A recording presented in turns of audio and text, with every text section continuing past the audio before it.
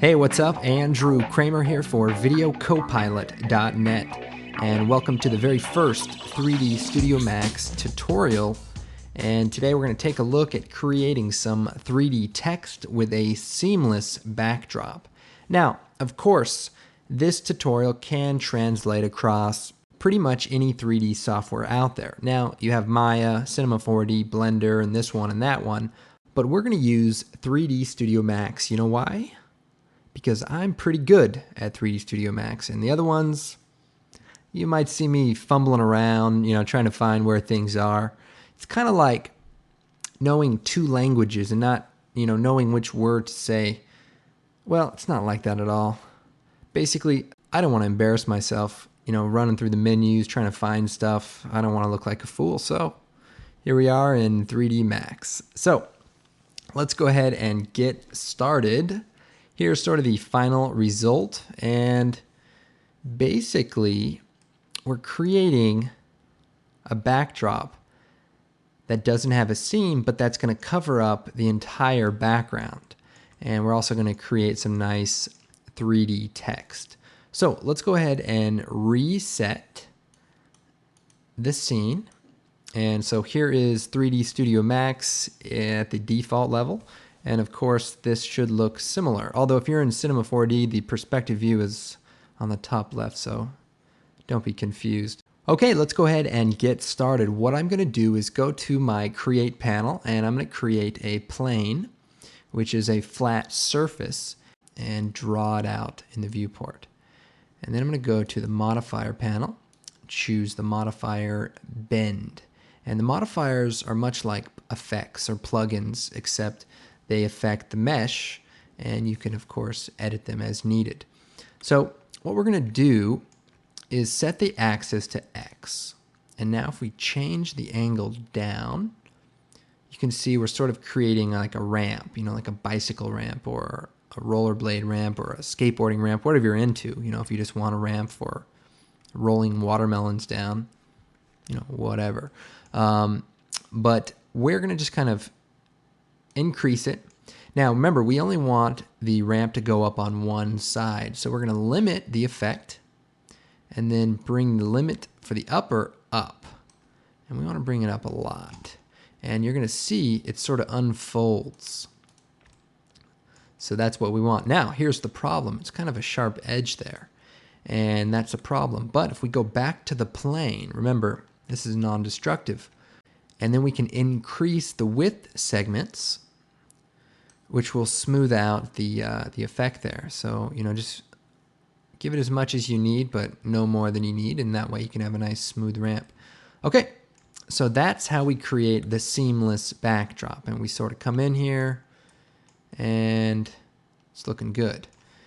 And then, of course, we can right-click and choose Scale, and, extend it out as needed. See how that works. But okay, so what I'm going to do is then go to my Create palette, and I'm going to click on the shapes, and we're going to click on text. I'm just going to click in the viewport, and it creates sort of an outline of text with no real renderability yet. And we'll just change this to 3D text, bringing the size down a little bit, and we can sort of zoom in here. And then I'm going to right click, and we'll rotate this, and we turn on the sort of the snap to rotate, and then so when we rotate it, we can get it exactly 90 degrees, and then rotate it up at exactly 90 degrees.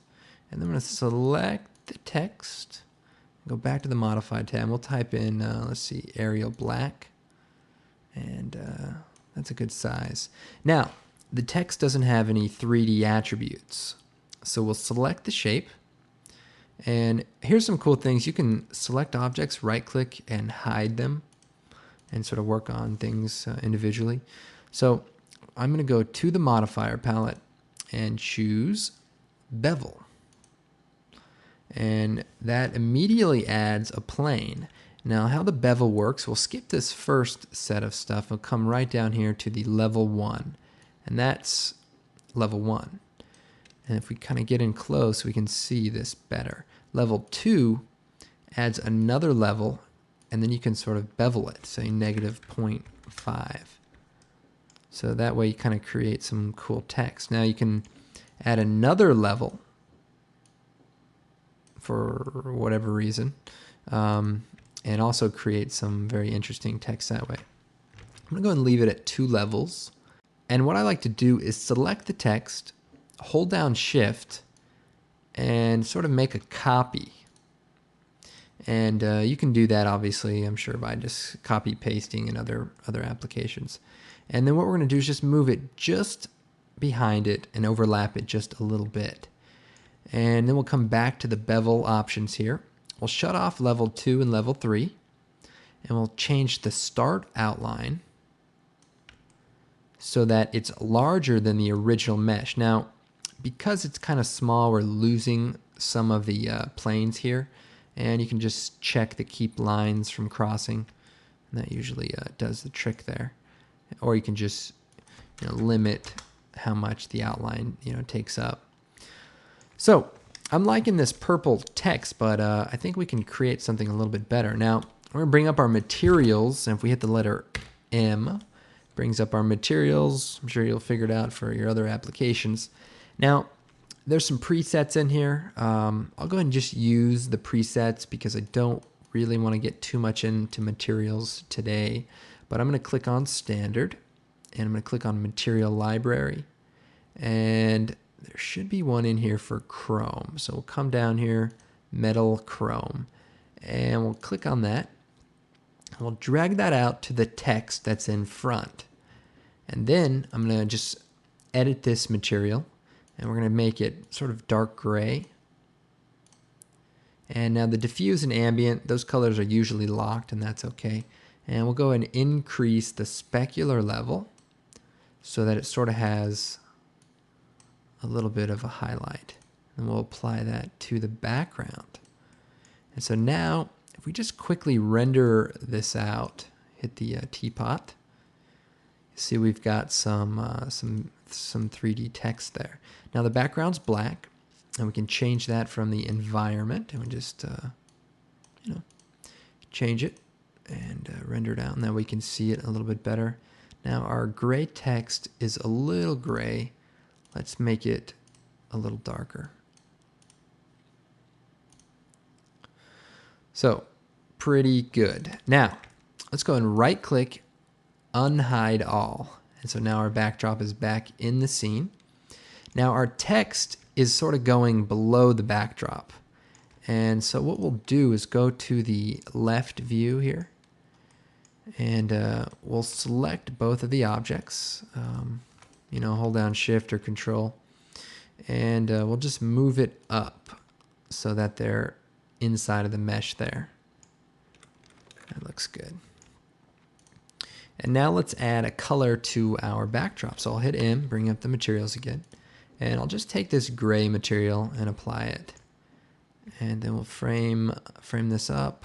Let's see. Of course, we can scale this and have a larger seamless background. So now I'm just positioning that, and I'm going to hit render. And so that looks pretty good. I'm going to go ahead and select the outline text and increase the outline to 0.75. I kind of like it to be a little bit bigger. And then I'm going to go and move these up again. So that looks good. Now let's add some lights. So go back to the Create palette, go to the lights, and everyone has, Omni lights and things, but I'm going to make it simple, and we're just going to use a skylight. And this may show up as global illumination. We could use mental ray and things, but just to keep it simple, a skylight is sort of just like a global light that casts shadows. And we'll click on the cast shadows, and we'll turn the samples down to maybe 6, and the ray bias to 1. Now the samples means essentially the quality. So the higher, the more quality, but the lower, the faster you'll render. So sometimes you want to render fast to be able to see that everything's looking okay, and then up it for a final render. But we'll go ahead and click on render. Okay, not too bad. As you can see, we have a nice soft shadow under our 3D text, and we can even create a camera. The cool thing about Max is from a perspective view, so a view that's not like a front or a top or a left view, but an actual camera view, you can choose view, create camera from view, and then it changes into a camera that we can now animate. So I didn't really want to get too detailed into this, but turn on the auto key. We'll move forward, and we'll just move the camera, and then turn off the auto key. And then I'll just click on the orbit tool, and we'll just place it, center it on the text, and bring it down a little bit, and that should stay animated.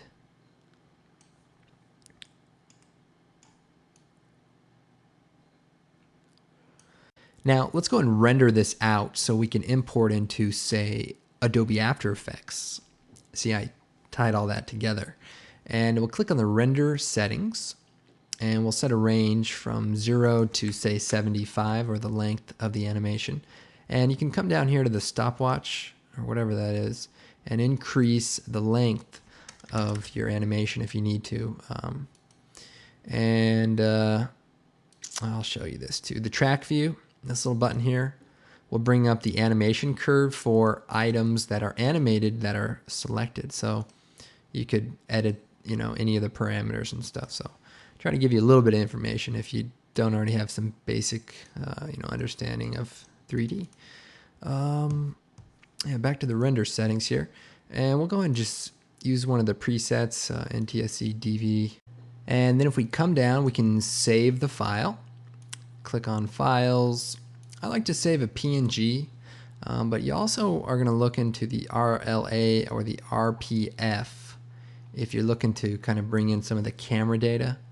But we'll go ahead and just use a PNG, and we'll just click Save, and then I'll click on our skylight, go to the Modify, and I'll turn our samples up to like 15. And I'll render this out, and it should look pretty good. So let's go and render that out, and hopefully I can go take a break. Okay, so here's our render of our 3D text, and pretty simple technique, and I'm sure you can use it for a lot of things. Anyway, I'm Andrew Kramer, and we'll see you guys next time.